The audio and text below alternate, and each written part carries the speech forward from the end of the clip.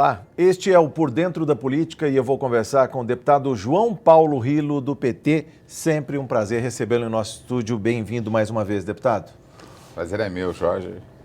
E o assunto não poderia ser outro, de alta relevância, que é a crise da água na região metropolitana de São Paulo e, por que não, também por extensão, de Campinas, a macrometrópole. Recentemente houve nesta Casa de Leis um seminário, a crise da água em São Paulo e a repercussão, o impacto sobre o emprego, o meio ambiente e a questão da energia. Deputado, o que o senhor pode extrair deste seminário que esteve mediando a mesa dos debates? Olha, o seminário ele tem por finalidade, Jorge, fazer aquilo que o governo estadual não está fazendo, jogando limpo com a população, dando a informação correta. Durante anos, a Sabesp ela negligenciou em relação à política de infraestrutura para você garantir o abastecimento da água onde ela opera, especialmente nessa região citada, na macrometrópole aqui de São Paulo, né, com destaque ali para a região de Campinas, que é talvez uma das regiões mais afetadas por essa crise que a gente vive. Então o seminário ele mostra, por meio de informações precisas, oficiais, né, aqui emitidas por técnicos, militantes da área, conhecedores do assunto, que é uma mentira essa história do governador que não tem racionamento de água, e prova, né, nós provamos por meio também de matérias jornalísticas, provando as regiões que já têm racionamento de água e de um jeito muito leviano. Hoje quem está pagando esse preço, né, da falta d'água são as comunidades mais pobres, as regiões mais periféricas. Ele está tentando protelar ao máximo nas regiões onde ressoa mais. Sim. Regiões mais centrais, onde tem comércio, onde tem clínicas, onde isso pode ressoar de um jeito muito mais prejudicial à imagem do governador, de bom gestor, que na verdade é uma mentira. Um exemplo disso é o que aconteceu com o abastecimento de água em São Paulo. A Sabesp, ao longo dos anos, ela foi se transformando num banco. Ela perdeu a finalidade. É uma empresa altamente lucrativa que faz investimento em bolsa de valores. Que distribui seus dividendos com os acionistas, inclusive, deputado? Com os acionistas, que sofre agora uma série de denúncias de corrupção, de formação de cartel. Ela desviou a sua finalidade. Ela é uma empresa lucrativa, ela tinha que estar investindo esse dinheiro em infraestrutura para garantir o abastecimento, né, em pesquisa, em estudo. E mesmo em pesquisa e estudo dessas informações, a ANA, Agência Nacional de Águas, disponibilizou. Você tem documentos em que essa agência ela aponta medidas que a Sabesp teria que ter tomado e não tomou. Você teve abundância de águas, de chuva, há 2, 3 anos atrás. Em 2010, para ser mais preciso, Atibaia ficou debaixo d'água porque o sistema Cantareira não suportou reservar tanta água. Exato. Essa água em abundância, né, esse transbordo não foi capitalizado, ele não foi reservado para ser agora utilizado num período de estiagem, de seca. Então eles ficam só no jogo de marketing, jogando informação, culpando o tempo, culpando Deus, culpando... a falta de chuvas. A falta de chuva, sendo que era uma previsão. A falta de chuva pode acontecer. Você tem que estar prevenido. Se você não tivesse uma região, né, onde há 20 anos você tem um período de pouca chuva, não é o caso de São Paulo. Sim. Você teve água em abundância, inclusive em outras bacias. Em outras bacias, você não tem o trabalho, né, de prevenção, de infraestrutura, de construção de novos reservatórios, de interligação dos sistemas. Sim. Por quê? Porque a preocupação da Sabesp é outra, né? Virou um banco privado. E não atende, isso é um crime, né? É um crime contra a população, um crime contra o Estado e um crime contra o desenvolvimento. E pode uma empresa que fatura 10 bilhões por ano, que lucra, segundo notícias da imprensa, 2 bilhões, distribuindo 500 milhões de dividendos aos seus acionistas, não pensar nesse insumo essencial que é a água?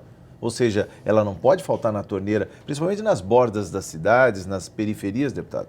Não, de jeito nenhum. E o que está acontecendo, Jorge? Porque do seminário nós estamos fazendo esse debate, a bancada do PT fez 2 representações, uma contra os dirigentes da Sabesp e outra contra o governador Geraldo Alckmin, por negligência, né, por falência no sistema aí de gestão de uma questão tão Palavra-chave, imprescindível. gestão. Eu tenho até na página da liderança do PT aqui na casa, Assembleia Permanente, Sabesp, falta água, jorra dinheiro. Tem dinheiro, por que o investimento não é feito? Estamos mostrando ali, deputado Sabesp, falta água, jorra dinheiro. Ou seja, não é por falta. Pois é, não falta recurso para fazer o investimento. E porque a água está faltando em algumas torneiras, ou sendo, digamos assim, fornecida de maneira intermitente. Duas questões. Tem a incompetência, tem a gestão muito ruim, negligente, mas tem esse outro viés, uma mudança conceitual, né? E essas fortes denúncias de corrupção, de formação de cartel. A preocupação da Sabesp é outra hoje. É lucrar e dividir os dividendos com os acionistas, sendo que a finalidade dela é garantir esse bem tão precioso, né, que é a permanência da água. Jorge, o que vai acontecer? Né, todos nós estamos torcendo para chover o quanto antes, né, em abundância, para resolver um problema que afeta todos nós. Se isso não acontecer, o governador ele consegue, no máximo, ele por meio dessas artimanhas, aí nada republicanas, ele consegue penalizar setores, tentar esconder, tentar camuflar o racionamento e segurar uma crise maior até o período eleitoral. Passou disso, nós podemos ter uma crise muito séria e é isso que nós queremos colocar. Não se trata de ficar profetizando o caos, mas é exigir que o Estado cumpra a sua responsabilidade. O governador tinha que estar lançando uma campanha de racionamento correta nesse momento, honesta, mostrando a verdade. Por que não faz isso? Porque é assinar um atestado de incompetência. Então eles preferem esconder, né, esse caos que virou a Sabesp. Questão dos investimentos. Tão logo veio a crise, o estresse hídrico, se falou em tirar o investimento para dar um bônus para o consumidor que fizesse economia. É efetivo um bônus para quem está deixando de consumir 20%, ganhar um bônus de 30%? E também se fala da outra parte, quem consumir mais do que a média, pagar uma multa, deputado, que ainda a Procuradoria não avaliou, nem avalizou. E, acima de tudo, imoral. Mesmo que tivesse algum amparo legal, inconstitucional, é imoral, é indecente. Cobrar mais de quem... Sabe por quê, o Jorge? Quem não consegue reduzir? E mais. E quem por algum motivo... Teve um vazamento. Ou ele vai precisar... Exatamente. Ou ele está recebendo um casal de parentes, ou que vai ter que ficar na sua casa, veio fazer um tratamento de saúde e tem um consumo maior. Então, quem tem dinheiro pode gastar à vontade. Quem não tem vai ser penalizado. Então, só um governo com essa mentalidade, um governo pequeno e um governo elitista, para ter uma medida dessa. É uma vergonha o que está acontecendo em relação à água. É um vexame o que São Paulo está passando com a Sabesp por conta de uma administração, uma visão equivocada que transformou a Sabesp, repito isso sem parar, num banco privado. E ela não é um banco para ter lucro e ficar dividindo dividendos entre acionistas. A Sabesp tem uma função essencial, que é garantir água de qualidade onde ela atua. E como garantir água de qualidade, eu queria cotejar com o senhor alguns números recentes sobre o sistema Cantareira. Ele está com apenas 8,4% do volume armazenado, existe até um blog que mostra o volume útil do sistema Cantareira, 8,4%. Mas a gente tem outros sistemas, o Alto Tietê, em Suzano, em Tijuco Preto, 33%. Temos ainda o sistema Guarapiranga, 74%. O sistema Alto Cotia, um dos mais antigos, 47%. Sistema Rio Grande, aqui em São Bernardo do Campo, represa Billings, 93%. E o sistema Rio Claro, 98% na Zona Leste, abastecendo a Zona Leste de São Paulo, 98%, quase a plenitude. Esses sistemas poderiam estar conversando e amenizando também a questão do estresse hídrico no Cantareira em especial, não é, deputado? Sim, mas você tem que fazer obras emergenciais. Essas obras elas não acontecem de uma hora para outra. Sim. A interligação, você não vai fazer de uma hora... E trazer água do Paraíba, do sistema Paraíba, do Sul também. Mas são obras agora que deveriam ter sido feitas ou discutidas já pensando antes. Isso é para agora, para o futuro próximo. O que você tem que fazer agora? Não tem saída. Você tem que assumir, admitir a realidade para essa população que é atendida pelo sistema Cantareira e propor, sim, um equilíbrio, aí, um racionamento honesto com a população. Essa é a minha opinião. Não ficar, né, falando de coisas que não vai acontecer de uma hora para outra e, mais do que isso, fazer um racionamento leviano, penalizando, tirando água da madrugada, sem avisar a população, sem aviso prévio, sem uma discussão. Isso é leviano. Só pela oportunidade, quando a Sabesp corta a venda de água por atacado para Guarulhos, por exemplo, em uma tacada diz que, ó, a partir de amanhã não vamos fornecer ou vai reduzir o consumo em 15%. Como fica o gestor municipal diante... Retaliação política. Se o prefeito de Guarulhos fosse do PSDB, obviamente a Sabesp não teria esse posicionamento. Como ele é prefeito do PT, a Sabesp tem esse posicionamento. Quanto a obras adicionais, eu tenho aqui matéria publicada no Valor Econômico. O secretário de Recursos Hídricos e Saneamento, Mauro Arce, fala em 830 milhões. É quanto já nos está custando esse estresse hídrico, essa falta de chuvas, ou seja, a Sabesp já está gastando mais aí com obras, seja para a retirada do volume morto, seja pela interligação de outros sistemas, deputado. Como o senhor vê esses gastos adicionais seriam o preço da previsíveis? Seriam previsíveis se houvesse planejamento lá atrás? Você gastaria muito menos se tivesse feito os investimentos. A questão de verbas de propaganda também. A Sabesp manteve a propaganda, claro, institucional, pedindo economia de água aos guardiães da água. Continua gastando dinheiro com propaganda. Parece que 47 milhões foram os contratos assinados com as agências para veicular campanhas institucionais pela economia de água. São efetivas? Não são, porque elas acontecem agora, repito, de um jeito leviano, numa hora errada, de uma maneira geral, é para tentar abafar o que está acontecendo e não vai direto ao ponto. Sim. O governo do estado tem que ser honesto, ele tem que falar, ele tem que explicar o que aconteceu, especialmente para o morador da região que vai ser afetado. Ele não está fazendo isso. A propaganda ela não é eficiente, ela é para enrolar. É para dar aquela sensação de bem-estar, de controle, de que o sistema está sob controle. Mas não está. Nós estamos à mercê da sorte. Sim. Precisamos torcer muito para que chova. Deputado, sobre o seminário, impactos ao emprego. O que o senhor ouviu aí de lideranças sindicais no tocante à questão do emprego? Algumas empresas já estão pensando em retirar suas plantas para locais onde haja água em abundância, água barata, de qualidade. Essa água, a água utilizada pelo sistema, eu não vou me lembrar a porcentagem exata, mas é em torno de 58%, 60%, Jorge, é para uso, né, residencial. Sim. E 30 e poucos por cento é utilizado pela indústria.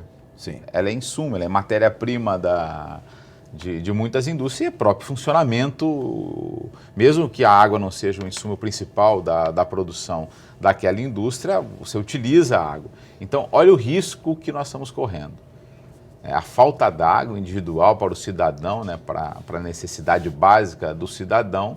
Sim. E pode faltar água para as indústrias, para o setor produtivo. Então, olha a irresponsabilidade do governo. Então, foi falado, os sindicalistas que estavam presentes, aí, representantes também de empresários, falaram da preocupação Sim. que eles têm. Né? Faltando água, você compromete a produção. Você pode gerar, você tem um refluxo de desenvolvimento e você pode ter desemprego, Sim. tem queda de arrecadação. Você pode falar numa crise de água que pode levar a uma guerra de água? Eu estou falando de questão de bacias. Região metropolitana de Campinas, região metropolitana de São Paulo, a questão da água para essas duas regiões que estão ainda em crescimento e que anseiam, eles precisam de muito mais água. Agora e no futuro, deputado? Não tem que ter guerra você tem que atender e onde tem mais atende quem tem menos. Isso aí é uma questão. Você tem que. Mas sistema Cantareira que fornecia 33 metros cúbicos por segundo, por um decreto, vamos dizer, tem que rebaixar o consumo para 27,9. para sobrarem alguns metros cúbicos a mais para fornecer para Campinas, que também vive problema sério de abastecimento de água, tanto é que Piracicaba nunca viu uma seca como essa, o rio muito baixo, uma concentração forte de poluentes, mortandade de peixes, deputado.